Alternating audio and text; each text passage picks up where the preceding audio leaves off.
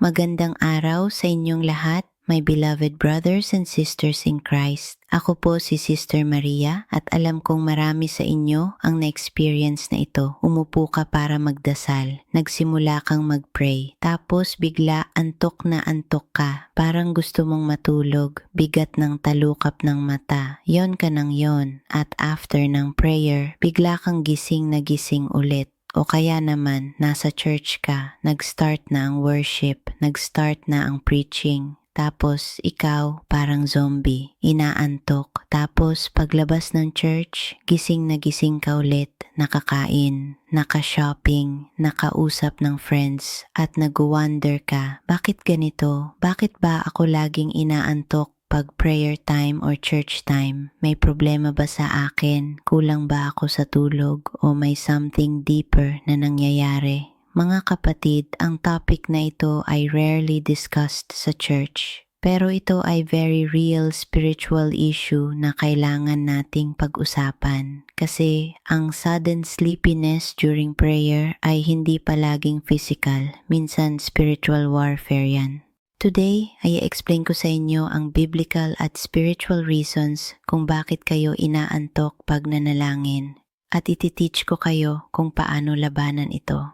Before we start, mag-pray muna tayo. Heavenly Father, salamat po sa opportunity na pag-usapan ang topic na ito. Panginoon, marami sa amin ay nakakaranas ng sudden sleepiness pag prayer time. Hindi po namin maintindihan kung bakit. Kaya ngayong araw, ipakita po ninyo sa amin ang spiritual truth behind this. Buksan po ninyo ang aming mga mata. Bigyan po ninyo kami ng revelation. At higit sa lahat, turuan po ninyo kaming lumaban at manalo sa spiritual battle na ito. In Jesus' name, Amen. Una, possible na inaantok ka dahil may spiritual attack. Ito ang number one reason mga kapatid. Ang enemy ay ayaw na mag-pray ka. Ayaw niya na makipag-communicate ka sa Diyos. Kasi alam niya kapag nag-pray ka, may power yan, may authority yan, may breakthrough yan.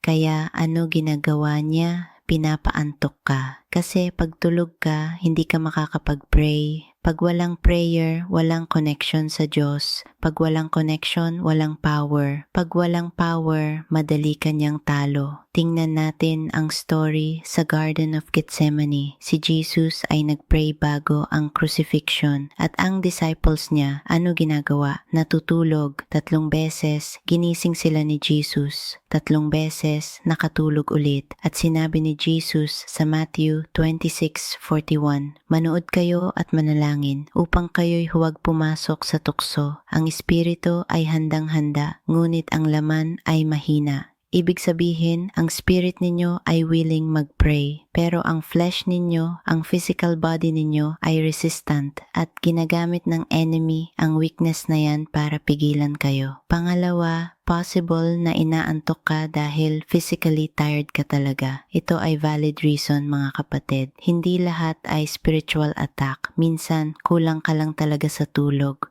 Kung 4 hours lang ang tulog mo, tapos mag-pray ka, natural lang na antok ka. Kung buong araw kang nagtrabaho, tapos gabi ka mag-pray, natural lang na pagod ka. Ang Diyos ay naiintindihan yan. Hindi siya nag-e-expect na mag-pray ka ng mahaba kung wala kang tulog. Kasi ang body mo ay temple ng Holy Spirit. Kailangan mo rin alagaan yan. Pero ang problema, maraming Pilipino na may time para mag-scroll ng social media ng ilang oras. May time manood ng Netflix, may time mag-usap ng chismis, pero pagdating sa prayer time, biglang, ay pagod na ako, kulang patulog ko. Yan ang problema, hindi talaga kulang ang tulog mo. Ang totoo, hindi mo lang priority ang prayer. Pangatlo, possible na inaantok ka dahil boring ang prayer mo. I'm sorry harsh, pero totoo. Maraming Pilipino na ang prayer ay parang robot, paulit-ulit, walang passion, walang sincerity. Lord, salamat sa pagkain, salamat sa blessing.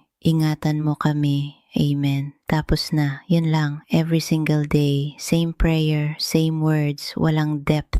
Kaya hindi ka na-engage, kaya nabubor ka, kaya inaantok ka. Kasi ang prayer mo ay hindi from the heart.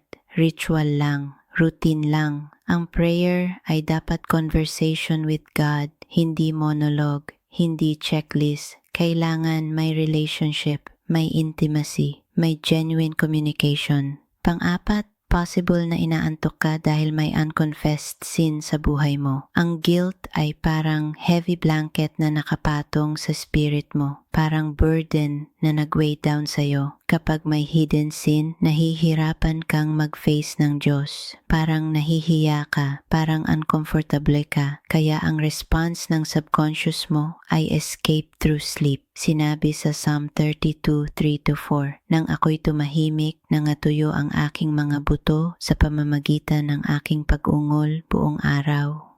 Sapagkat gabi at araw ay mabigat ang iyong kamay sa akin." Ibig sabihin, kapag hindi ka nagko-confess ng kasalanan, may spiritual heaviness yan. At yan ay pwedeng mag-manifest as physical tiredness or sleepiness. Panglima, possible na inaantok ka dahil wrong timing ang prayer mo. May mga tao na morning person, may mga tao na night person. Depende sa body clock mo. Kung morning person ka, mag-pray ka ng umaga. Kung night person ka, mag-pray ka ng gabi. Huwag mong pilitin ang sarili mo na mag-pray sa time na hindi optimal para sa'yo kasi mawawala lang ang quality. Ang Diyos ay hindi nagre-require ng specific time. Ang importante, nag-pray ka. Anong oras man yan, basta consistent at sincere. Pang-anim, possible na inaantok ka dahil sa environment mo. Yung lugar kung saan ka nag-pray ay masyado comfy, nakahiga ka sa kama o nakasit ka sa sofa o dim ang lights. Natural lang na matrigger ang sleepiness. Try to change your prayer position. Mag-pray ka ng nakatayo, mag-pray ka ng nakaluhod.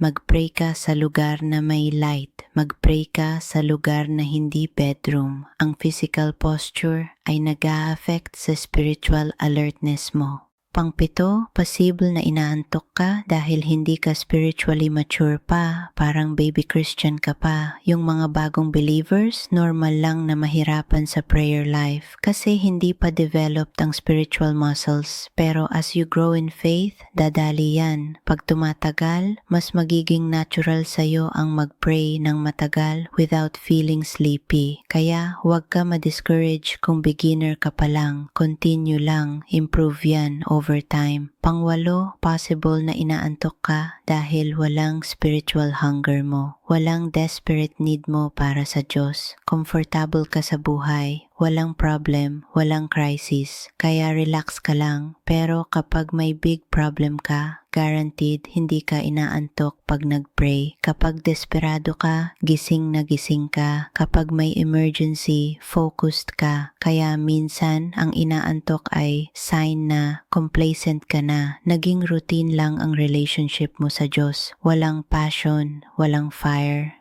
Pang-siyam, posible na inaantok ka dahil hindi ka nagpe-prepare. Before mag-pray, walang worship, walang Bible reading, walang meditation, diretso, prayer agad. Pero ang spirit mo ay hindi pa ready. Ang mind mo ay nag-wander pa sa work, sa problems, sa social media, hindi focused, kaya kailangan ng preparation. Before mag-pray, worship muna. Play worship songs, read Bible verses, meditate para ma-center ka, para ma-focus ang isip mo sa Diyos. Ngayon, let me teach you practical steps kung paano labanan ng antok during prayer time. Una, rebuke the spirit of slumber. Pag naramdaman mo na inaantok ka, don't just accept it, fight it. Sabihin, sa pangalan ni Jesus, I rebuke the spirit of slumber. I declare alertness. I declare focus. I declare spiritual awakening. Pangalawa, change your position. Pag nakaramdam ka ng antok, tumayo ka, maglakad ka, mag-jumping jacks ka kung kailangan. Basta huwag kang magpahinga sa comfortable position. Pangatlo, pray out loud. Yung mga nag-pray silently, mas madali maantok. Pero pag nag-pray ka out loud, engaged ang bibig mo, engaged ang brain mo, mas focused ka. Pang-apat, pray with your eyes open. Minsan ang nakasara na mata ay nagtre-trigger ng sleepiness. Kaya try mong mag-pray nang bukas ang mata, tingnan mo ang langit, o kaya tingnan mo ang Bible. o kaya cross. Panglima, splash cold water sa face mo before prayer o kaya inumin ng cold water para gising ang senses mo. Pang-anim, pray with other people. Kapag group prayer, mas mahirap makatulog. May accountability, may energy ng group, may spiritual synergy. Pang-pito, fast before praying. Ang heavy meals ay nagkakos ng sleepiness kasi ang dugo ay pumupunta sa digestive system instead of brain. Kaya pag mag-pray ka, better na light lang ang kain mo o kaya fasting. Pangwalo, ask for supernatural grace. Sabihin, Lord, I'm weak, I'm sleepy, pero I want to pray. Bigyan mo ako ng supernatural strength. Bigyan mo ako ng supernatural alertness. I receive it by faith. Ngayon, mag-pray tayo para sa spiritual alertness. Heavenly Father, dumarating kami sa inyong harapan ngayong araw. Panginoon, alam po namin na ang prayer ay napakahalagang weapon. Kaya hindi kami magtataka kung ang enemy ay gumagawa ng paraan para pigilan kami. Lord, sa pangalan ni Jesus, sinisira namin ngayong araw ang spirit of slumber. Sinisira namin ang spirit of laziness. Sinisira namin ang spirit of distraction. Break, break, break. Panginoon, hinihiling namin pagkalooban po ninyo kami ng grace na mag-pray. Bigyan po ninyo kami ng hunger para sa inyo. Bigyan po ninyo kami ng discipline. Bigyan po ninyo kami ng focus. Para sa lahat ng nakikinig na laging inaantok pag nag-pray, Lord, gawing alert, gawing focused, gawing passionate. Let them experience the joy of deep, intimate prayer with you. At Panginoon, if may unconfessed sin sa buhay namin na nagkakos ng spiritual heaviness, we confess it now. Patawarin po ninyo kami, linisin po ninyo kami, para walang barrier between us and you. Idinedeklara namin na mula ngayong araw, ang prayer life namin ay lalim ng lalim. Ang connection namin sa inyo ay tataas ng tataas. Ang intimacy namin ay lalaki ng lalaki sa makapangyarihang pangalan ni Jesus. Amen. Mga kapatid, starting today, mag-commit kayo. Set a specific time for prayer daily, even just 10 minutes. Pero focused, pero sincere, pero alert. At pag naramdaman ninyo ang antok, fight it. Don't give in. Kasi ang spiritual battle na yan ay test. Kapag lumaban ka, manalo ka. Kapag sumuko ka, uulit-ulit lang yan. At tandaan, ang prayer ay hindi burden. Ang prayer ay privilege. Ito ay opportunity na makipag-usap sa Diyos ng universe. Ito ay access sa throne room ng langit. Ito ay key sa breakthrough, sa healing, sa provision, sa protection. Kaya kung mawawala ang prayer mo, mawawala ang power mo. Share this video sa mga taong laging inaantok din pag nag-pray. Baka kailangan din nila ng encouragement at practical tips na ito. Comment kayo sa baba kung ano ang pinaka-effective strategy ninyo para hindi makatulog during prayer.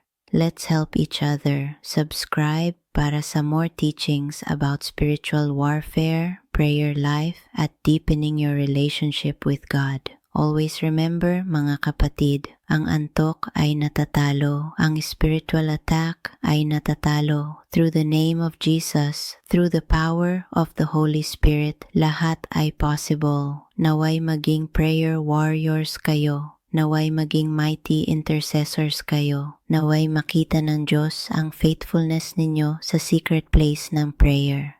Hanggang sa muli mga kapatid, si Sister Maria ay nanalangin na laging alert at focused kayo sa prayer. Stay awake, stay alert, stay praying. Mahal kayo ng Diyos. Amen.